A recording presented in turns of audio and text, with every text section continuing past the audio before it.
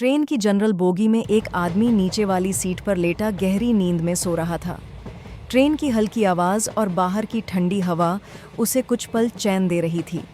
अचानक उसकी आंख खुली। उसने सामने देखा तो उसका दिल जोर से धड़कने लगा। सामने वाली सीट पर उसकी तलाकशुदा पत्नी बैठी थी। वही चेहरा, वही आंखें, बस अब इनमें कुछ और था।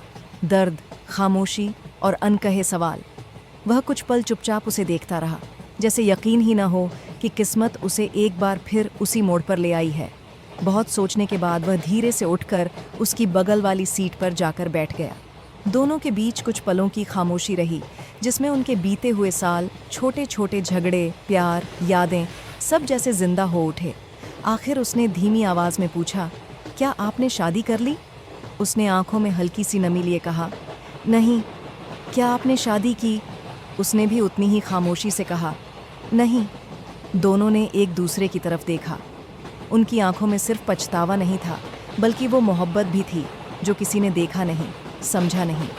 आंसू खुद ब खुद बह निकले, शायद पछतावे के, शायद प्यार के, या फिर उन अधूरी बातें के जो कभी कहीं ही नहीं गईं। ट्रेन तेज़ी से आगे बढ़ रही थी और शायद उसी के साथ उनकी भावनाएं भी। कोई शब्द नहीं, बस खामोशी, और उस खामोशी में छुपी एक उम्मीद। क्या शायद जिंदगी उन्हें फिर से एक मौका दे?